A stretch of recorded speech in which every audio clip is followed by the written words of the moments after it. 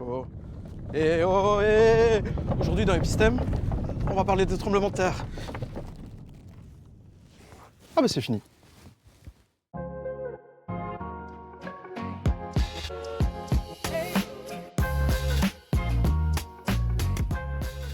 Les frictions des plaques tectoniques qui se rencontrent et donc ça fait bouger la Terre au-dessus. Ah, bonne question. Je suppose que c'est à cause de l'évolution de la Lune et tout ça, non, une attraction terrestre ou là je ne sais pas. C'est à cause des éruptions volcaniques, à cause des déplacements des plaques tectoniques. Et suite au frottement des plaques tectoniques. Vers le Japon ou Haïti, il y en a beaucoup. Et vers le centre aussi, mais c'est un peu plus rare et moins dense. Bon, maintenant que le tremblement a cessé, je vais enfin pouvoir t'expliquer comment ça marche un tremblement de terre. La Terre est composée de plaques tectoniques qui sont posées sur le manteau. Et ces plaques bougent à cause du mouvement à l'intérieur de la Terre, tout près du noyau. Parfois, elles peuvent se rapprocher, s'éloigner ou se frotter l'une contre l'autre. Et lorsque c'est le cas, il y a une grande quantité d'énergie qui est comprimée pendant leur mouvement. Cette quantité d'énergie est libérée d'un coup. Et c'est ça qui fait trembler la Terre. Puis en fait, ces mouvements des plaques tectoniques, tu les observes à chaque fois que tu vas à la montagne.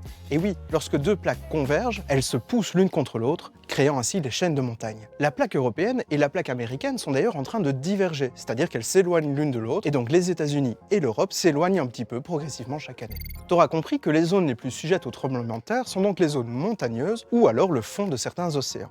Lorsqu'un tremblement de terre important arrive dans le fond d'un océan, cela peut causer un tsunami, comme celui de Fukushima en 2011.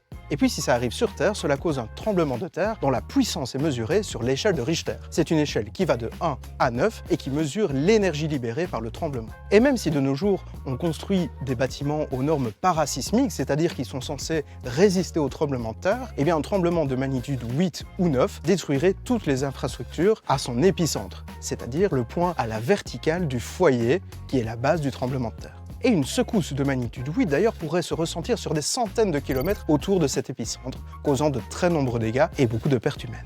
Et si tu te disais qu'en Belgique, heureusement, on ne connaît pas de tremblement de terre, eh bien c'est vrai et faux. En fait, ces 6 derniers mois, il y en a eu 6, mais de magnitude très faible, ce qui fait qu'on ne les sentait pas. Ils sont étudiés par contre par les séismologues, qui sont capables de les détecter, et leur présence nous renseigne sur l'état de l'intérieur de la Terre. Passionnant, non ?